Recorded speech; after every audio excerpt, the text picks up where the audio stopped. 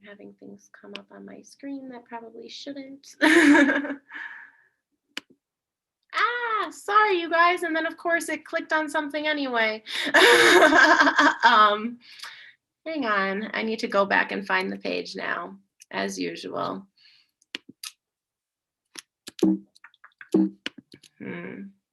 Okay. I might need to stop screen sharing for a second. I'm sorry, everybody.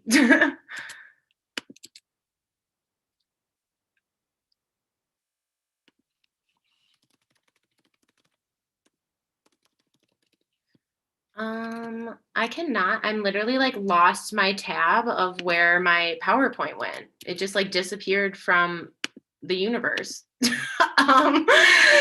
So I'm sorry, you guys. Okay, I'm just gonna basically say the basic stuff because I don't know where my PowerPoint just disappeared when it went off the live screen. So I'm hoping that everyone can see me right now. I'm hoping that my intern Sage will tell me in the chat if we're actually going live in places, or if I mess this up. It says we're live on Zoom. So if people want to start sending in questions or anything, or telling me if we're going live, that would be super great, because I'm not totally being able to tell right now because I lost my window with everything open in it. Okay, so I hear that everywhere is but Instagram. So hopefully Instagram will be soon. That was the one that was being a little slow to start in the first place. But again, as usual, thank you for bearing with us. Thank you for joining us. Welcome to our expert Q&A book club. Today we are doing Egyptologist Notebook by Dr. Chris Naunton, hosted by Kate Minniti. So usually I will tell you guys some little protocol for SASA and show you guys all our links to follow us and stuff. But as you can assume, if you search Save Ancient Studies Alliance on Facebook, Twitch, Instagram, Twitter, or Google, you will find us. And that's where you can follow all of our live streams, and the recordings, will be there posted after the event. And basically, since I already was a little scatterbrained for the first 2 minutes, I'll just hand it right over to Kate to start getting into things. So thank you guys. Thank you all for joining us. Thank you, Lauren, for the introduction. Thank you for having me. Hi, everyone. I will be your host tonight. My name is Kate Minniti. I'm a PhD candidate at the University of British Columbia. I am an Egyptologist / classicist, and my area of expertise is interactions between Egypt and the Greek world during the Iron Age, and in particular Sicily. And on the side, archaeogaming, as you can see from my background. So tonight, we will be talking with the excellent Dr. Chris Naunton and present his book, Egyptologist Notebooks. And we will delve into the exploration of Egypt through a series of notes and travels written by travelers and later scholars from the 16th century onwards. So welcome, Chris. You can unmute yourself now. Yes, yeah, that would help, wouldn't it? Yes, hi, Kate. Thanks for having me. That would help. Hi, it's good to have you here. Good to see you again. Likewise. So we can start very general, very simple. Introduce yourselves. Who are you? What is your connection to the ancient world? How did you get into the study of the ancient world? Well, my name is Chris Naunton. I am an Egyptologist. I describe myself as an Egyptologist writer and broadcaster these days. I've been working in Egyptology. In fact, the 20th anniversary of my first paid employment in the subject was in January this year. So yeah, if you add to that a few years of university study, I've been doing it for about 25 years. I have degrees in ancient history and archaeology and Egyptology. And I guess I got into it not exactly by accident, but I was drifting somewhat, I think, during school and wanted to do a university degree. But my only sort of sense of direction in that is that I wanted to do a degree in something that I thought would be interesting enough to allow me to get through a few years of study. And it was only when I got to university and began studying that I realized that I had really found what I wanted to do in life. And I kind of loved studying all aspects of the ancient world, and the degree I did gave me a little taste of ancient Greece, Rome, the ancient Near East, Egypt, the ancient history of the British Isles. I loved everything, but Egypt was the thing that really grabbed me. And ever since then, I've been trying to make a living from it. And yeah, it's a nice surprise every so often to find that years later I'm still doing it and still really enjoying it. So yeah, there we go. That is good. So what was the moment that made it click about Egypt rather than, I don't know, Greece, Rome, or anything else? That's a really good question. Well, I was just thinking earlier today, funnily enough, that I went to Egypt for the first time in 1998 as an undergraduate. We were all required to go on what was called a study tour. We were required to spend 4 weeks traveling around archaeological sites, essentially, familiarizing ourselves with them and you know, in the landscape and the geography and doing a bit of on-site study rather than just reading books and sitting in the library reading and writing. And I know that I had already made a kind of decision that Egypt was the thing that I wanted to do. I can't remember if there was a moment before that when I made that decision, but I know that by the time I came back from Egypt after 4 weeks, I was absolutely dead set on trying to do this. At least I was in the second year of a 3-year undergraduate degree at this point, and I was absolutely determined that I was at the very least going to do a master's degree, and I would eventually do a PhD as well. Yeah, I mean, I fell in love with the sites and monuments, and I can think now with hindsight that I can trace an interest back to much earlier when I was a kid. I think I was probably hooked actually by television documentaries about things like Tutankhamun, pyramids, various conspiracy theories, which seemed very appealing to me at the time and less so now.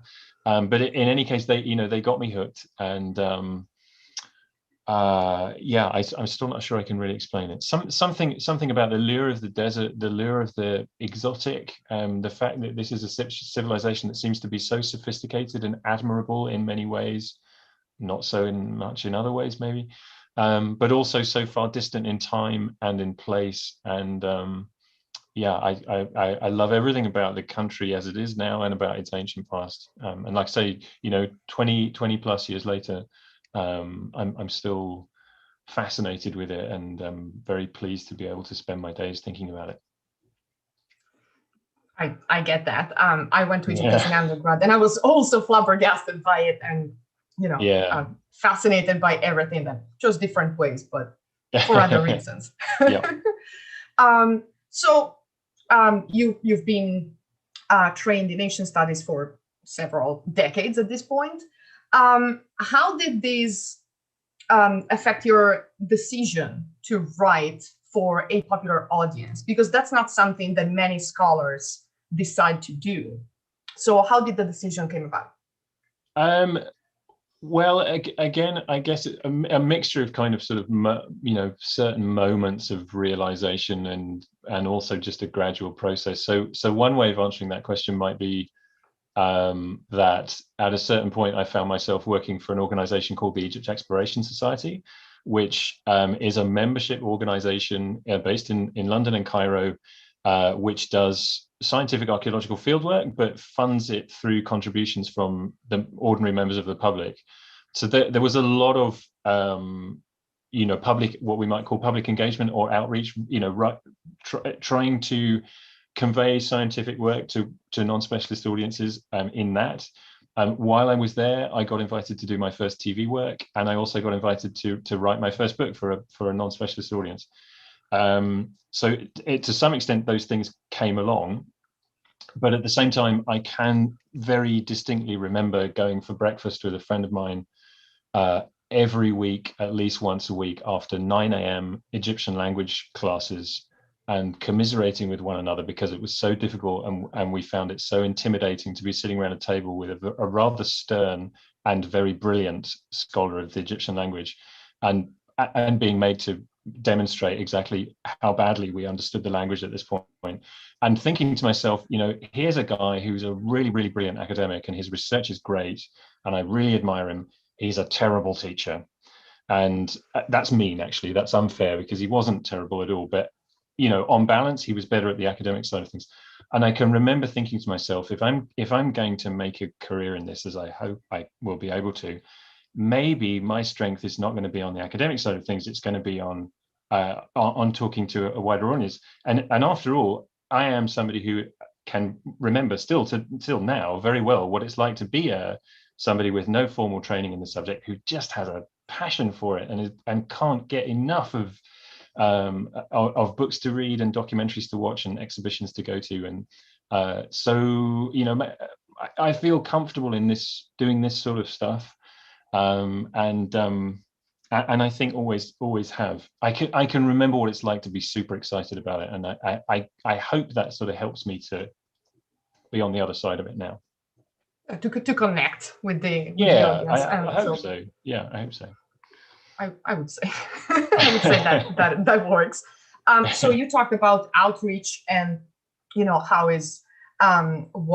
you came to basically do stuff for a more general public rather than just specialists and language studies, with which I am sympathetic, because I also had to take hieroglyphs at UCL. Oh, okay, you're right. So you know. So yes, I know what you're talking about. So how do you view outreach in your career and in general, in connection with the difficult relationship at times between the ancient world and the contemporary world?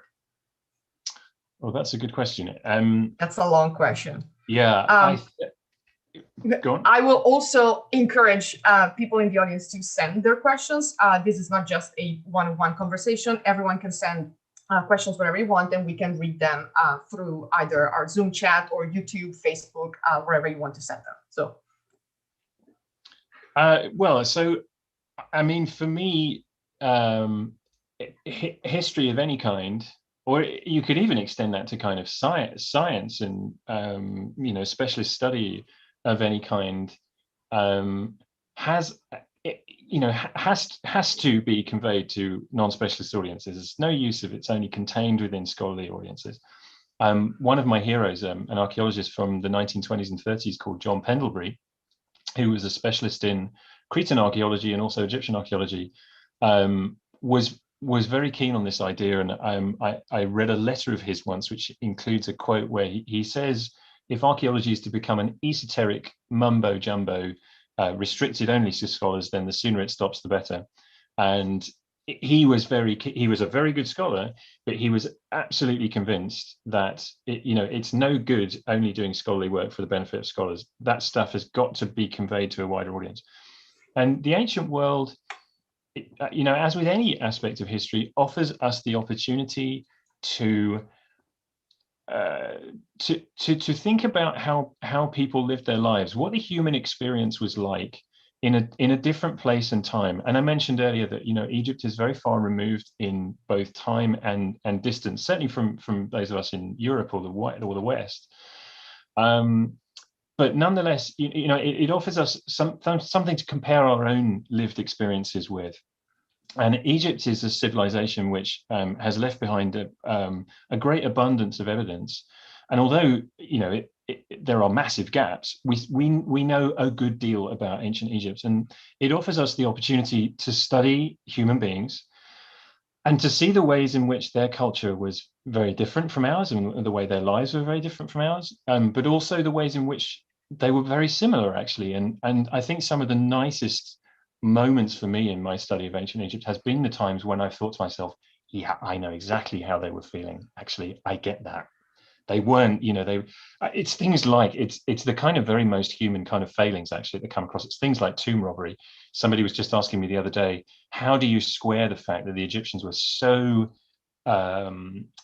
caught up in the idea of doing everything they could to ensure passage to the afterlife by filling their tombs with grave goods and ensuring the preservation of the mummy? How do you square that with tomb robbers? Didn't tomb robbers know that if they took all this stuff away, then the people wouldn't get to the afterlife, and that would be terrible? Well, yes, I think it's possible to kind of have those two trains of thoughts at once. The robbery, of course, is motivated by basic human instincts like greed or whatever it is, and it's those human things, I think, that are a real flashpoint for us.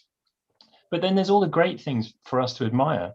their great achievements in organization of people, monumental architecture, some of the most beautiful art in 2 and 3 dimensions, statues, paintings, some of the very most fabulous jewelry anywhere created anywhere in history. And then in other ways we can see the way that they treated foreigners or the way they treated women, and you think, that's not how we should be doing things. So there's a great opportunity for us to reflect on an ancient civilization, but to turn that on ourselves and reflect on, what that means for us. There's lessons everywhere to learn, I think.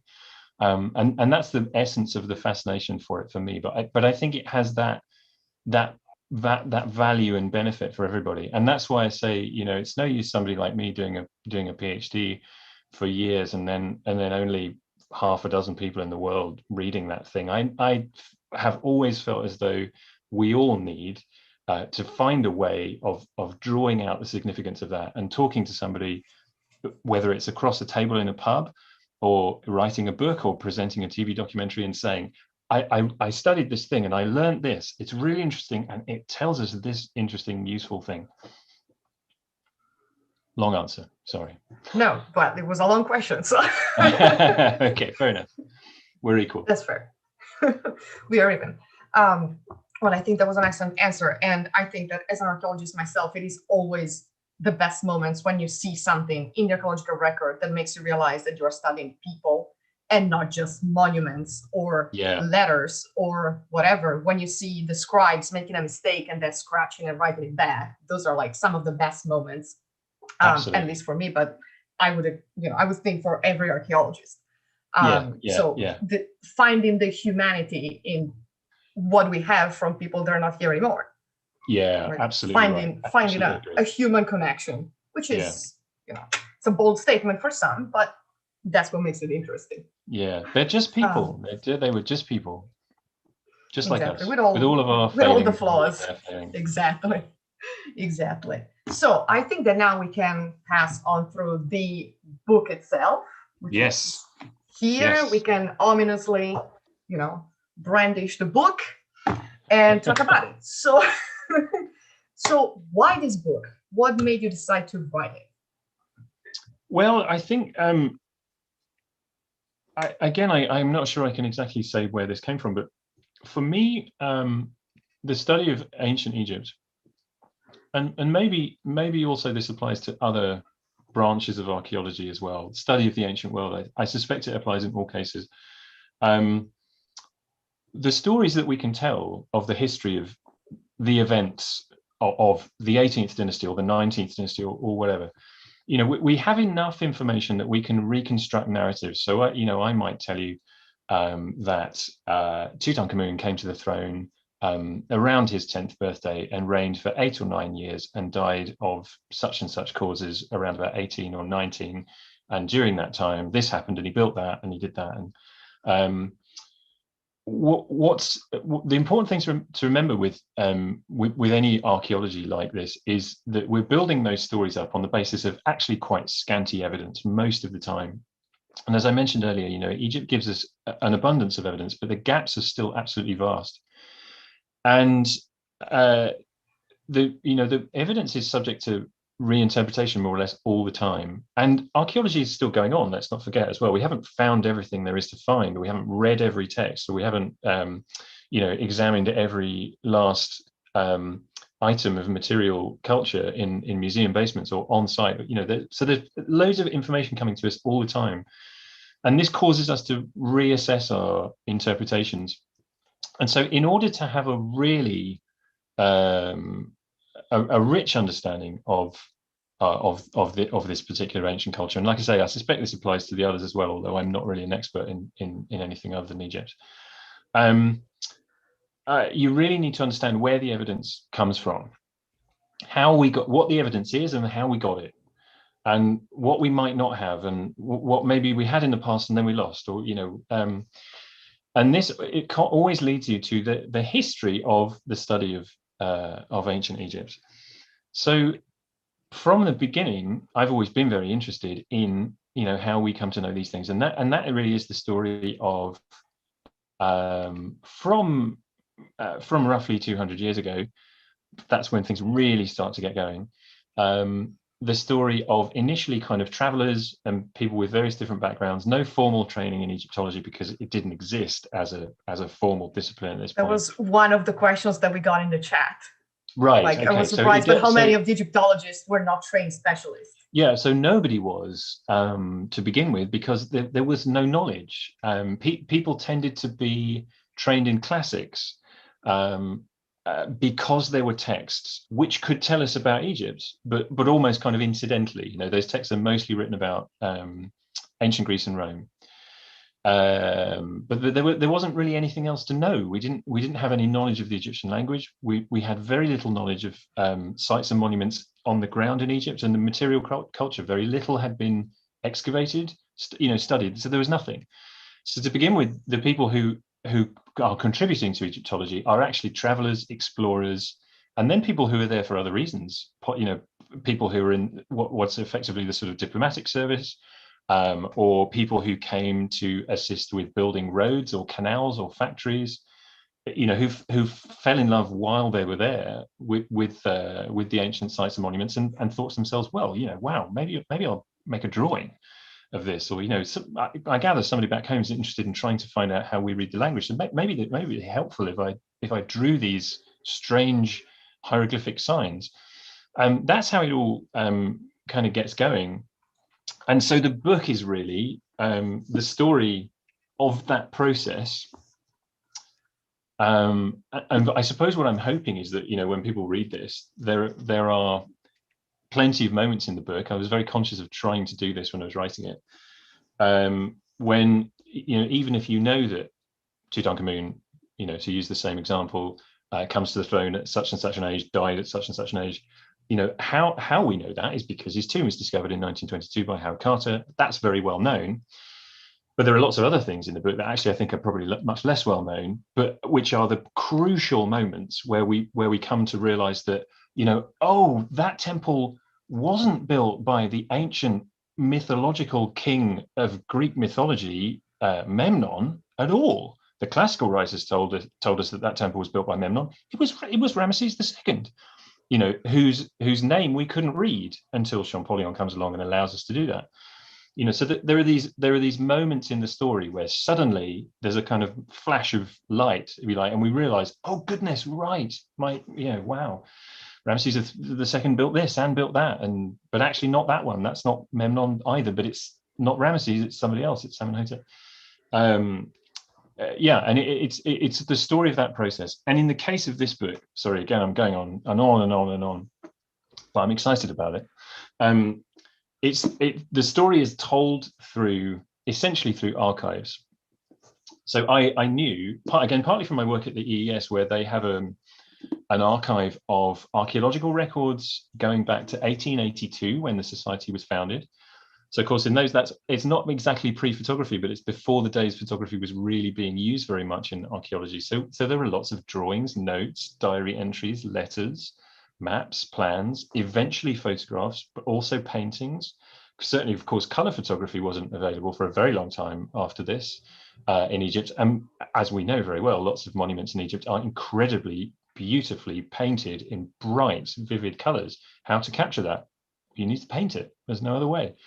And I knew that, that all of these early, we'll call them Egyptologists, had left these records behind as a means to an end. This was a means of recording what they saw, bringing a record home and sharing it with people and saying, look, hey, I saw this incredible thing in Egypt.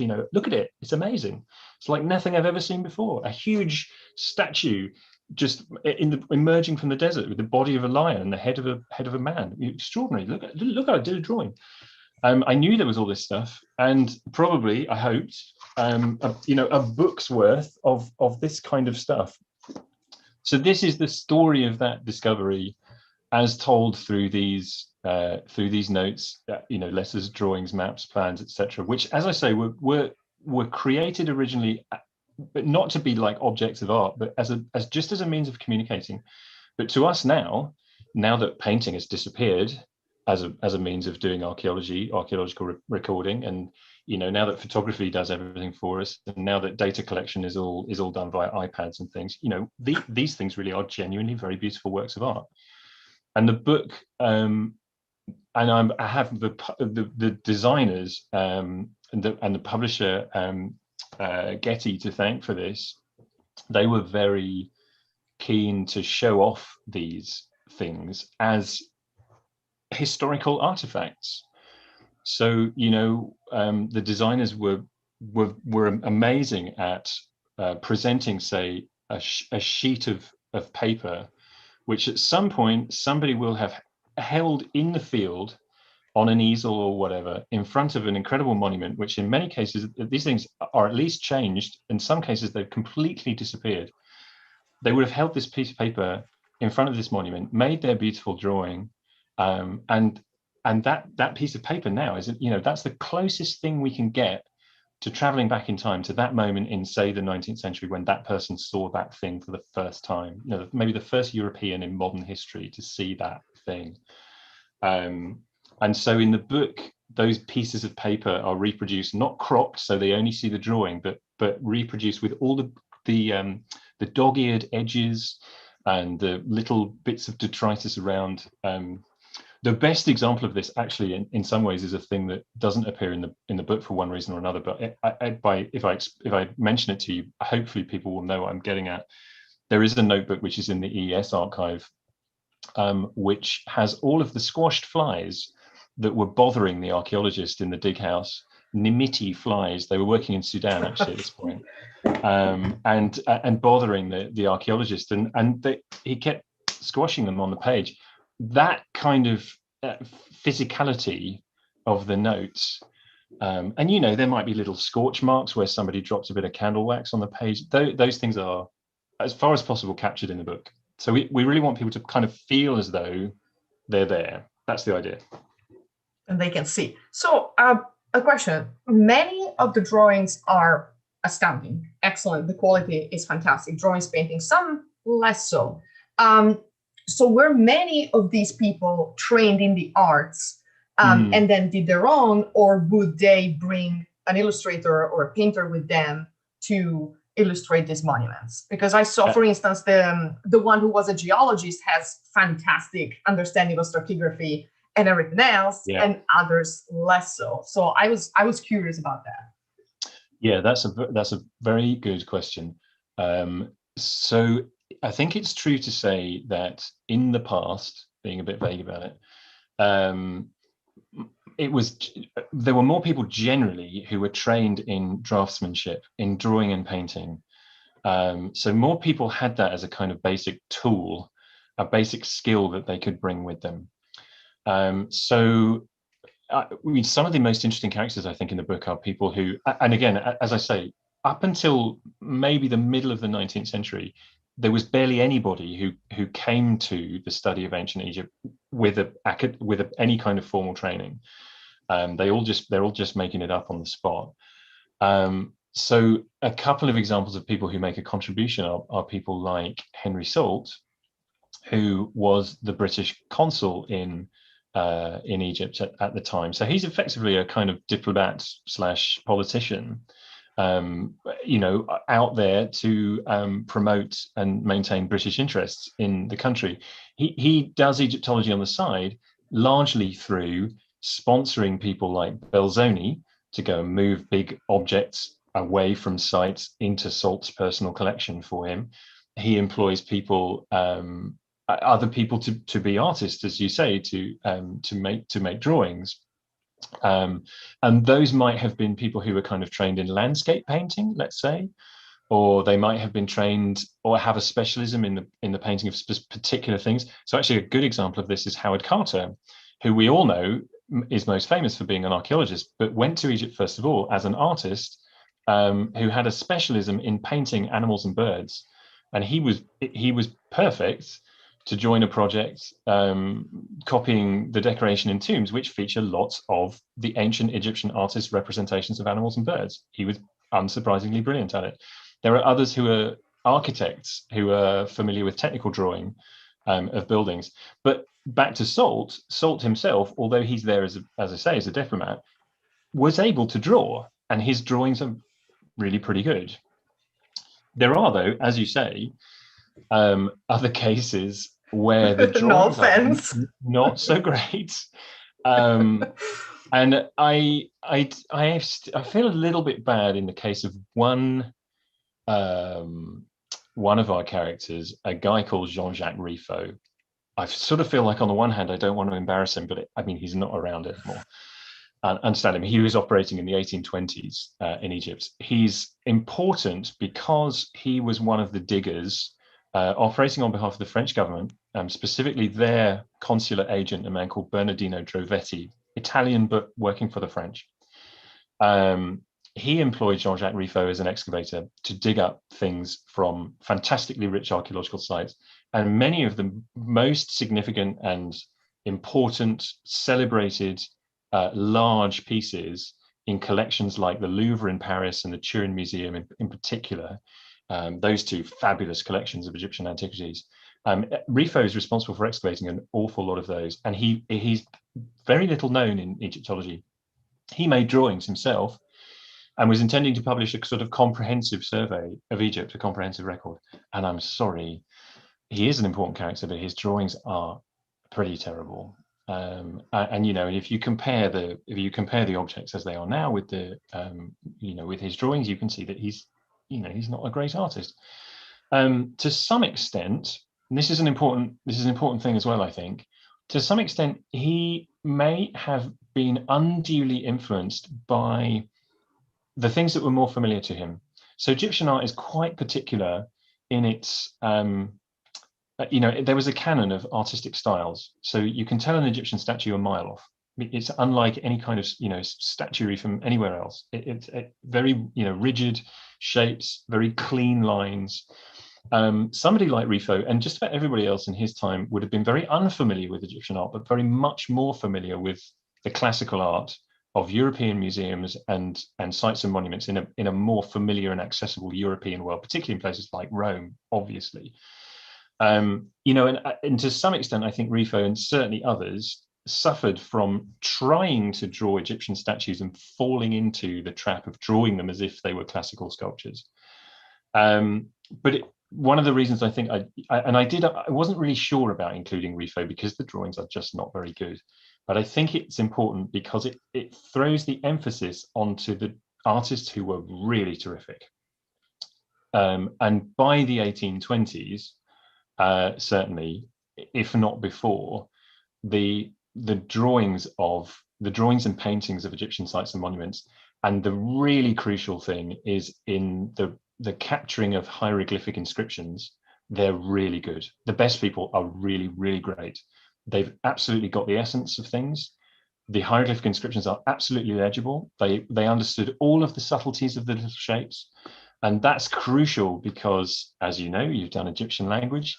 There are, whatever there are, I can't remember, 30 or 40 different bird shapes in the hieroglyphic, even in the simplest form of the hieroglyphic script. And you need to know the subtle differences. If the feather goes that way or that way, it means it makes the text say something different. So you've got to capture all that.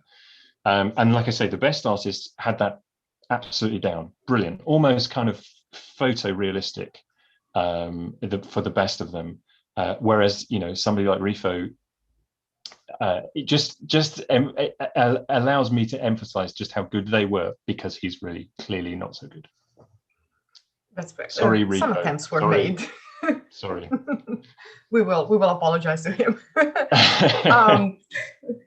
So another question, and I will also read one of the ones that came into the chat because they're kind of related, is that many of the scholars that are in this book are ostensibly European and very white.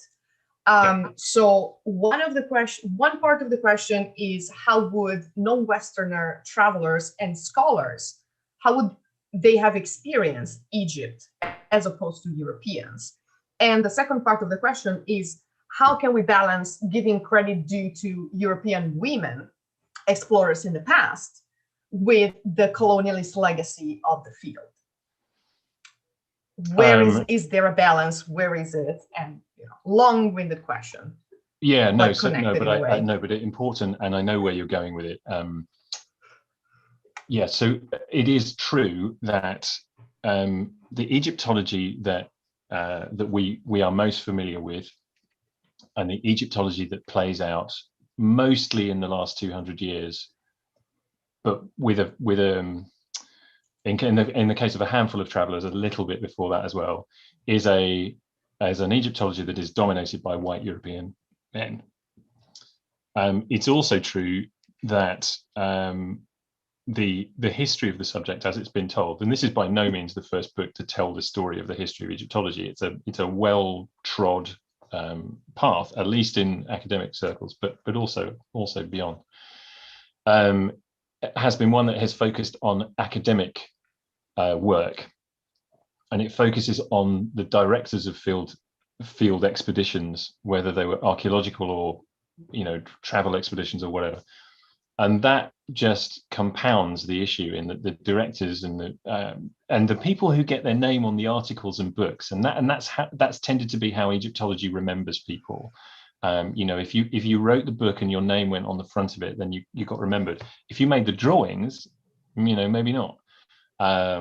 Egyptology has tended to prefer people who could read hieroglyphs because they were regarded as the real scholars, and not so much the people who were involved in lots of other extremely valid parts of the process.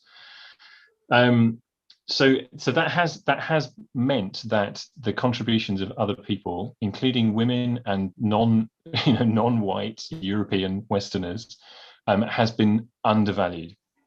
So one way in which we are, and I include myself in this, we still have a lot of catching up to do, is in understanding that the story of Egyptology is not exclusively a European story. So there were actually lots of Arab writers, particularly in medieval times, who were going through the same sort of processes, aware that there was a great and now kind of essentially disappeared ancient civilization that's left behind great monuments in Egypt. They were aware of stories which came down to them through the biblical tradition, actually. So the Quran, for Arab writers, preserves some of the stories of ancient Egypt. Some of them more, we think now more reliable than others. But anyway, there was an awareness that there was something there, and these Arab scholars traveled to Egypt and attempted to gather evidence and to understand the ancient civilization in all its aspects in just the same way as centuries later Europeans would do. So they attempted to decipher the Egyptian language. They attempted to understand Egyptian religion. They were interested in archaeology and excavation or digging, exploring sites and monuments because they believed that there were riches to be found. The biblical tradition provides us with these stories of great Pharaoh having had great riches and these having been deposited within monuments. And the Arab explorers and scholars were every bit as interested in finding those riches as the Europeans would be later. So there is a tradition of what is absolutely the same thing, Egyptology, centuries earlier, which is only really beginning to be understood by conventional Egyptology now, and that's because the manuscripts, the writings of these people in Arabic have been inaccessible, and there's just been no awareness of it. Thanks to a growing number of scholars who are familiar with and have the necessary faculty with the Arabic language to read these texts, we are beginning to see that, oh yeah, actually a lot of this stuff was much better known to Arab writers and in the Arab world to that extent than when we previously, or to people generally, than we realized.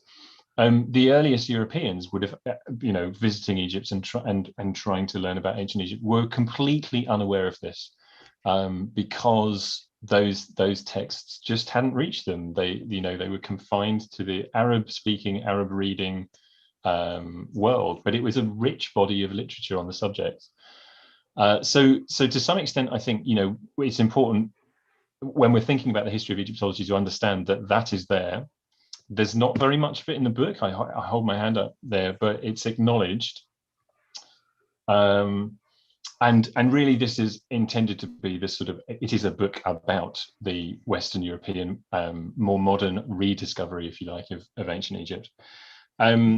But you're right also that others contribute a great deal more probably to Egyptology than has really been recognized. So particularly by the late 19th century, a number of very influential women scholars were active in Egypt, active in excavation, active in the scholarly study of ancient Egypt, active in the communication of scholarly knowledge to a wider public. So there are not as many women as I would like there to be in this book, but Amelia Edwards, who is arguably the most influential Egyptologist of all in the later 19th century, is a big part of that part of the story. Marianne Brocklehurst, who she travelled with, Amelia, not exactly. Their boats were kind of floating down the Nile at the same time. They didn't exactly travel together, but they were contemporaries. But Marianne Brocklehurst, in fact, visited Egypt many more times than Amelia did. She was a great promoter of Egyptology, documented some extremely important antiquities. She was a collector. She established a museum in the north of England. She made 2 fabulous drawings of an incredibly important discovery of a cache of mummies. We call it now the Bab al-Gassus cache of mummies. Her drawings are among the only documentation we have of that. And probably the finest artist ever to work in Egypt in capturing the painted decoration inside ancient Egyptian tombs was Nina de Garis Davis, who along with her husband they were the great 20th century double act. But Norman de Garis Davis, her husband, was working earlier. They began working together when they got married, but in his estimation, and just about everybody else's who knew, she was really the better artist, and she outlived him as well and carried on working. And her contributions in the scientific terms and also in popularizing terms are immense. So I'm glad to have been able to sort of shine a light on those characters, and also hopefully just to kind of point the way. I don't think this is the end of the story, but what I hope the book does is to say that, look, we have a fairly well established story of the history of Egyptology, but we've got to look at other people. The one other thing I would mention in that is that at the moment we know far too little about the contribution of Egyptians, both scholarly archaeologists, scholarly Egyptologists, but also excavators who would not be described as academic, but were the people with the practical skills to do the digging. So it's reasonably well known now. You hear the story told relatively often that the tomb of Tutankhamun was discovered not by Carter. Carter was not even there when they discovered the staircase in the Valley of the Kings. His excavations had already started that day, and Carter didn't do the digging, and the Westerners didn't do it, and it's still true to this day. It's done by the highly skilled local excavators. They're the guys who actually hold the trowels and move the debris, and they're the people who can tell when you're moving from one layer to the next, or when the trowel hits something that is it's got to be worth saving. They are the guys. So when things are found, or when things are missed, they are the people responsible, and we barely know any of those people's names even at the moment. So to kind of restore them to the story was something I wanted to do. The difficulty is that we don't have documentation for that at the moment. The names weren't recorded historically, and as I say, with a few exceptions here and there.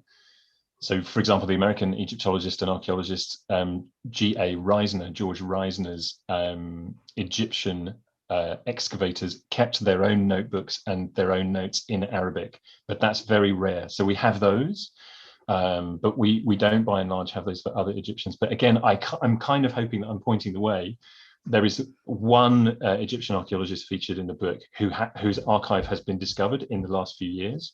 And that particular archive, which is only just beginning to reveal what it contains, is going to, I hope, open the floodgates for us to understand much better the Egyptian contribution. Yeah, the history of Egyptology from Egypt itself, if that makes sense. Yeah, absolutely. Yeah, absolutely. Yeah, you know, there's the writing of the history of Egyptology depends largely on archives, and those archives are, you know, tended to travel with the people who made them. So, you know, the Egypt Exploration Society archive, for example, is a very, very rich archive, as I mentioned, of notes, drawings, photos, etc., which were made in Egypt but then brought back to London. And the same is true for all of these foreign missions, but there have, for a very long time, always been Egyptian excavations. Those archives have stayed in Egypt. They've tended to be inaccessible or unknown for one reason or another. So this great discovery, which of an archive in the Seti Temple at Abydos, in a locked room that nobody knew about. Somebody found the key in 2012, opened it, and it turned out to contain literally thousands, possibly even into the millions of documents relating to the administration of the Antiquities Service and Egyptian participants. And they haven't even taken the string off all the bundles yet, let alone looked at all the documents. So there's a new history of our subjects. Yeah, yeah, absolutely. Yeah, yeah. Things are moving. It would be great to learn. Also, like, if I point out something, is that I find it very ironic that the first people who explored Egypt were basing their knowledge on the classics and not on Arab scholars. But then again, many of the classics had come to Europe through Arab translations of the classics. So it's a weird circular motion that somehow ended up giving all the credit to, you know, Herodotus and Hecataeus of Miletus, when actually it was probably more the Arabic people that copied those text contribution. It just, you know, came to mind. It's ironic. Yeah, History is a way of messing things up. Yeah, I think the important thing is for us to understand that, you know, I don't particularly have any agenda with this book or anything else I'm doing, other than just to try to shed light on what was happening. And the problem up to now has been the lack of knowledge about these things. So right. Yeah, I mean, the more we can understand about that process, again, it's just how we know what we know, you know. That's the lack of data and the lack of documentation. Yeah, you know, it is. Yeah, it is.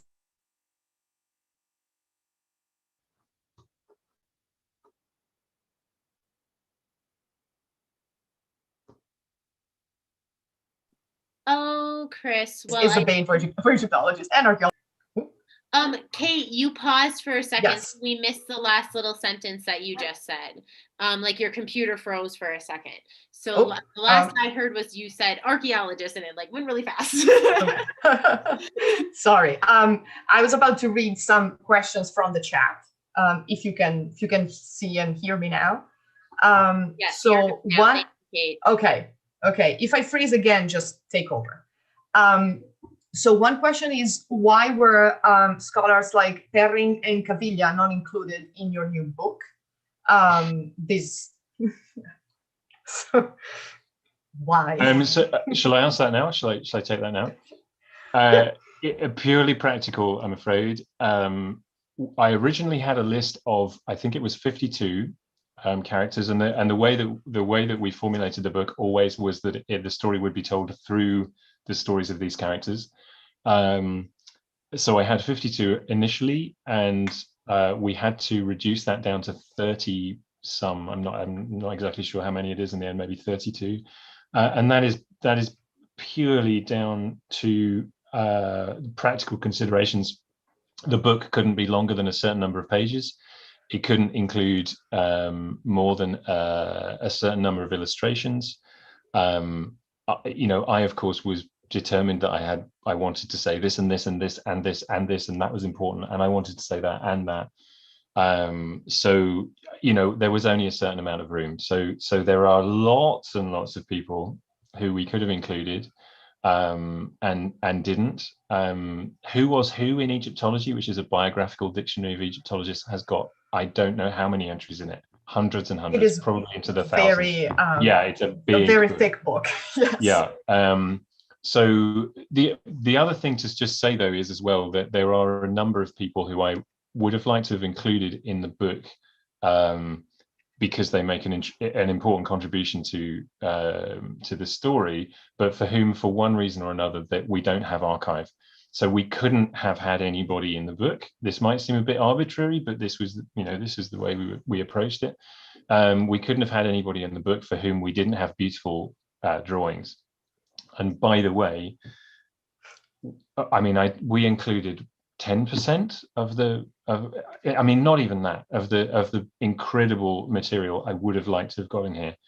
So we had to make lots of hard decisions. Just give you one example, Auguste Mariette is one of the most important figures in the history of Egyptology. Great excavator. I mean that in the sense of scale. He excavated in lots of places, found masses of material. He's the founder of the present-day Antiquities Service and the present-day National Egyptian Collection. There are very few people who are more influential. His archive was almost certainly destroyed in a flood at the Boulak Museum towards the end of his career.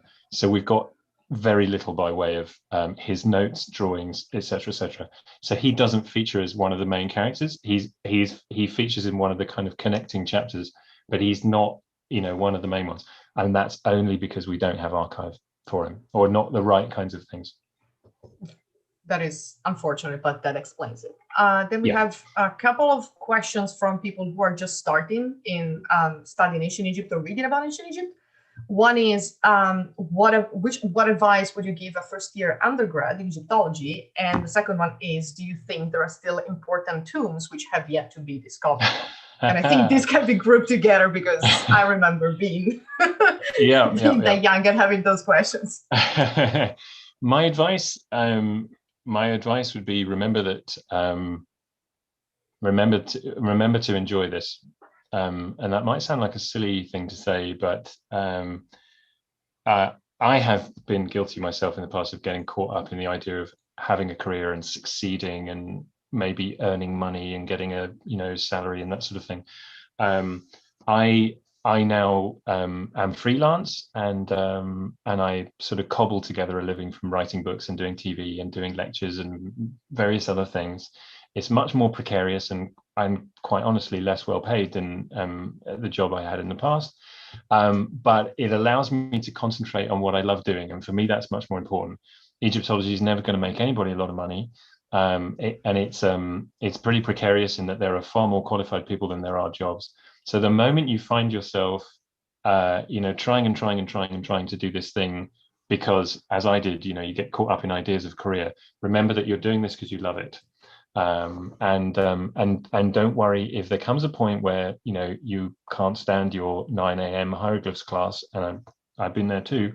If you're not enjoying it anymore, don't be afraid to take a step to the side or whatever it is. This is a really, really, really fabulously interesting thing. So do it because you love it. I hope that's useful in some way. As for tombs, so my previous book is called Searching for the Lost Tombs of Egypt, and it is essentially about tombs which must have existed, must have been very spectacular, must have contained fabulous treasures which have never been found, but which might yet be found.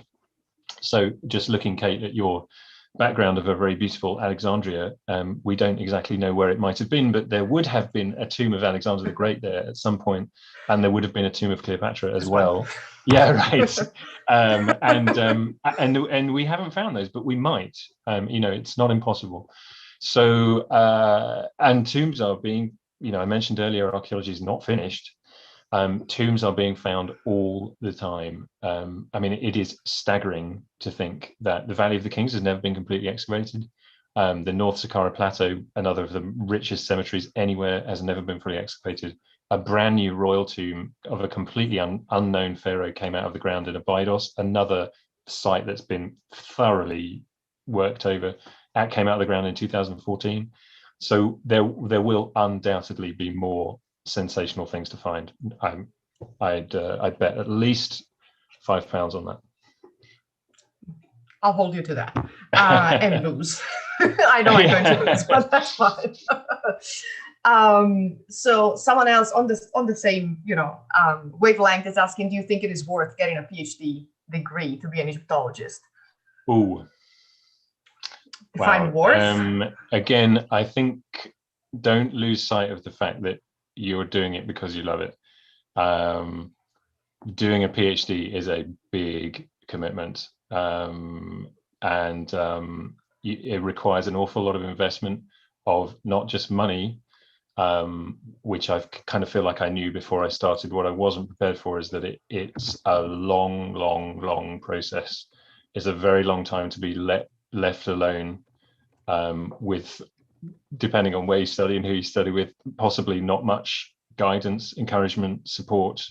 You're sort of going along in the dark, wondering to yourself, is this any good or not? And an awful lot rests on it. I felt the fear of failure through that time very much, and I cried when I finished out of relief. So that makes it sound awful, doesn't it? I think I thought when I was starting my PhD that it would be all about dusty offices and there would be violins playing in the background and I'd be sort of staring out of the window and thinking about how wonderful it was. And actually it was more like walking through a thunderstorm, desperately trying to get to the end. I would say at this point that it served me very well, and being Dr. Chris really helps. And having taken my interest in a particular subject, the names and titles of non-royal individuals during the 25th dynasty in Thebes, in case anyone cares, I feel as though that process has served me very well, because you get to know what it's like to know a subject better than almost anybody ever has, and what it's like to do that, to research a topic in that depth. But honestly, there are other ways of indulging an interest in the ancient past, and most of my kind of peers in the world of what you might call sort of science communication, communicating with an audience, don't have PhDs actually.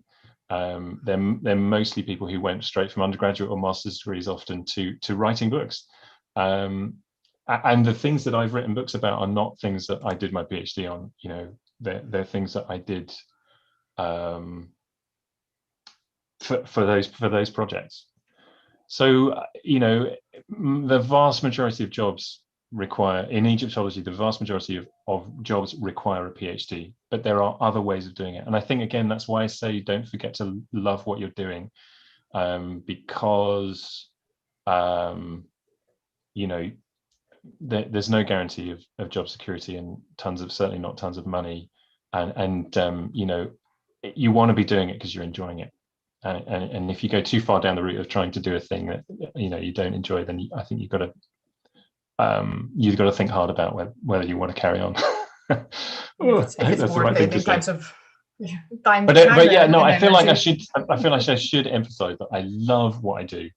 I really love what I do, and I don't regret having done anything. But I one day would love the opportunity to be a PhD supervisor, and I will certainly be telling people, look, think about this, because it's really emotionally and psychologically difficult, I found.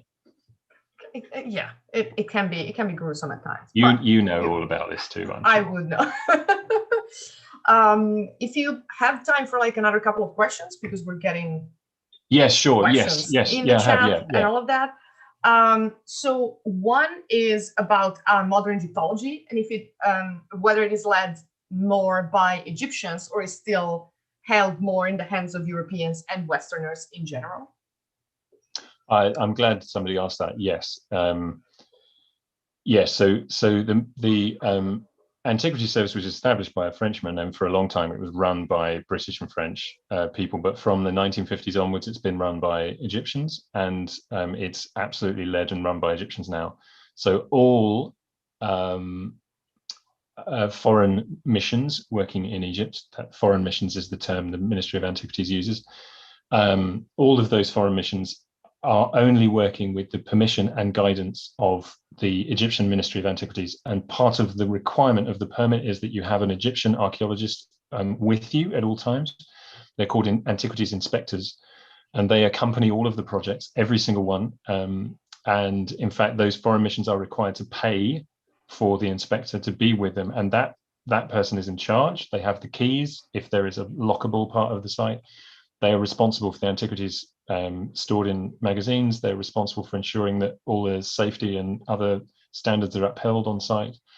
And the Ministry of Antiquities, of course, reserves the right to not grant permission. It has to be applied for on an annual basis. And they put in place very sensible requirements, such as that missions must publish. They must submit an end of season report within 3 months. It has to be written in English and Arabic, or sorry, English, French, or German and Arabic. All of the antiquities should anybody be in any doubt, it's been forbidden for any ancient material to leave Egypt since 1983.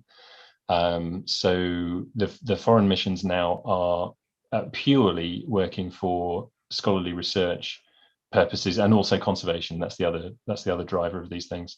And the Ministry of Antiquities actually very often requires, again, as a condition of the permit, that these projects invest money in conservation, protection of sites, in some cases even preparation of sites for members of the public to visit. But the Ministry of Antiquities is in control of all of that. So of course it's an international discipline and there are scholars all over the world. But in terms of what goes on at the sites and monuments themselves, yeah, absolutely. Ministry of Tourism and Antiquities is in charge. So I guess I hope that's a satisfying answer to the question.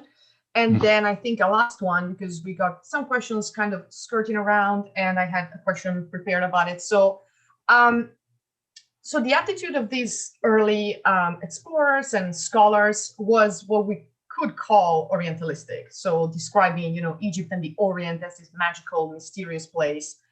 How much of this attitude towards Egypt do you still see in mass media, popular culture? I'm not naming any names of channels, but we all know what I'm talking about. And how does your outreach deal with something like that, or from people that get an interest in ancient Egypt from something like that and then happen onto, your scholarship, your books? How do you deal with that? And I think that's the last question we can ask for tonight. Okay. Well, big question and very good question, very important question. So yeah, I think there is a perception that Egyptology has been colonialist, and that also means racist. It absolutely has been. There is a certain interest in a kind of golden age, if you like, of Egyptology and archaeology, and sometimes the way Egyptology is portrayed in, for example, cinema, harks back to an age which, for lots of reasons, is problematic. We know very well now. So, for example, the Mummy films, of the kind of 2000, I don't mean the original kind of 1930s ones, but the Mummy films of 1999 and the more modern ones are still set in the kind of 20s and 30s, and the good guys are the white Westerners from the US and Europe, or North American Europe, and the bad guys are the Arabs, which is a kind of trope which is absolutely Orientalist, and yet it's kind of celebrated somehow. It's also true that there are still elements within Egyptology, professional Egyptology, who wish to kind of evoke in the way they practice Egyptology today, this kind of past. So there is there is something that we might call kind of vintage Egyptology, which involves going into the field and dressing in the kind of clothing of, I don't know, the 1920s, 30s, the colonialist era, essentially. And, you know, for some people that's fine because it's only clothing, and, you know, what does it matter? These, you know, people say, oh, these are just the clothes that are comfortable, or, you know, it doesn't matter what they look like. I think the thing is that, you know, we all have a lot to learn about the ways in which the fact that colonialism has been a, you know, terrible thing, the subjugation of certain countries by others and exploitation of them is not acceptable to us now. You know, we know that we don't do that now, by and large, and yet that was what was happening in the past. And Egyptology was kind of came along in the wake of that, and it was very much a part of it. And we're only really, I think, beginning to try to explain that. And so, for my part, you know, wearing pith helmets and dressing up in colonial kind of gear to do Egyptology today isn't acceptable, because it's not doing enough to say we accept that certain aspects of the way things were done in the past are not okay, and we need to put them in the past and leave them in the past, rather than saying or risking conveying the idea that it would be great if we could go back to the 20s, wouldn't it? You know, wouldn't it be great if we could go back to the days when the Antiquity Service and the government in Egypt was run by the British? Wouldn't that be great? You know, we understand that that was not okay, and we don't want to go back to that. And something which might seem innocuous, like, you know, wearing the clothes, for me is not okay. You know, like I say, I think we have to acknowledge that Egyptology, but also other area specialisms, so, you know, the study of ancient Mesopotamia or the study of ancient Sudan, or whatever it is, these are all things which played out against a backdrop of colonialism, and they were facilitated by it as well. And, you know, it's part of the ways in which we in the West have benefited from our exploitation of countries like Egypt. And without sort of without sort of saying any more here, at least, about what I think we should do about it, I do think it's very important for somebody in my position to at least try to shed light on that, and to sort of say to people, hey, look, you know, so Egyptology was great, and I like the fact that we can read hieroglyphs now, and I like learning about Ramesses II and Tutankhamun, but by the way, you know, some of those excavations only happened, and some of those things were only found by British people because the year before the British Army had been in and bombarded Alexandria, you know. So I feel, you know, sort of feel it's incumbent on people like me to just expose those parts of history, and just to say that, you know, while in some ways it was a golden age, or there's something of a golden age to it, there are other ways in which, you know, we have to think, okay, so, you know, we can admire and aspire to the good things, but the bad things, we need to understand those, understand why they're bad, and make sure we avoid them in the future. And I hope that, you know, that comes across in the book. Yeah, I think, and again, you know, almost back to your very first question, you know, or one of your earliest questions, which I'm paraphrasing you here in a way that maybe a little bit sort of cheeky, but you know, what's the point of studying the ancient world, or what's the point of archaeology? You know, we need to understand it, and we need to learn from what was good and what was bad. And, you know, most of the time when I was answering your question earlier, I was thinking about the ancient world, but the same applies to the history of this subject. We just need to understand what's good and understand what's bad, and learn from that. And leave the flappers clothes in the 1920s. Yeah, possibly. Yes, please. Yeah. Where they belonged. I'm glad you went there. Okay, so I think we've gone over our allotted time, but it was a pleasure chatting with you. Hey, Lauren, welcome back. Yeah, I just you have appeared from the darkness. First of all, thank you, Chris. I'm sorry we went over time, but those were like really great questions right at the end to be answering. Yeah, absolutely. Yeah. We love Important questions too. exactly, I'm glad we got them. exactly, and questions that are along the lines of why SASA is even an organization in the first place.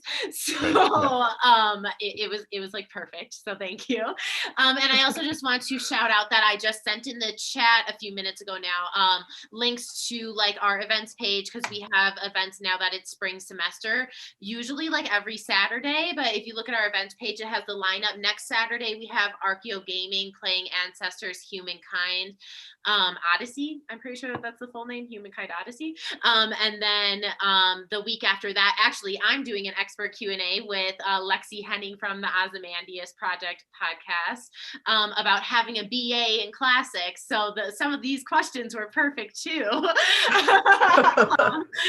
So come back for that one. And thank you so much, everyone that joined and was sending in a bunch of questions today. We tried to get to as many we can, but as you can see, there's just so much to say about everything.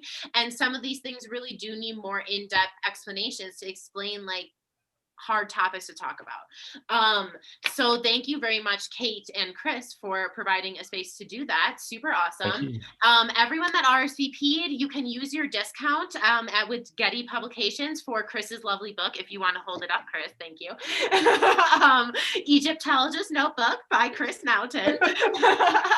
And yes, so you can use your 20% off discount at Getty Publications if you already RSVP'd, or otherwise the book, you can buy it on many platforms as well. So thank you very much, everyone, for coming. Do you have any last thoughts? I would just say, if anybody's got any burning questions that we didn't get a chance to deal with, I'm really sorry. Probably it's my fault for going on for too long. But if I certainly people are willing to get in touch. I'm willing for people to get in touch with me via my social media or my website or whatever. I don't know if you'd rather have them come via SASA, but I'm happy to take questions. Kind of as and when people have them. Yeah, definitely either way. Us at SASA are willing to answer questions, and we have lots of different kinds of experts and lots of fun Egyptologists. Some of the things you're talking about, I would recommend watching some of our recordings that Christian Casey is in, because he loves talking about this kind of stuff. He's another Egyptologist. But yes, feel free. You should search Chris on his social media pages. I know he's on Facebook and Instagram and Twitter for sure. Either Chris Naunton Egyptologist, Dr. Chris Naunton. And then of course SASA is Save Ancient Studies Alliance. So search us and follow us, and then you'll see when we go live and post fun things. Chris is in other talks literally I think every day. So you can definitely find him in other stuff. Yeah, I just don't shut up. No, it's great. It's really great. Awful. Because if there weren't people like you, then it would just be all the Orientalism of Egyptology and stuff, in my opinion. Maybe. So we appreciate it. So thank you very much, everyone, for coming. I'm gonna stop live streaming now, and hopefully we'll see you next weekend. Bye, guys.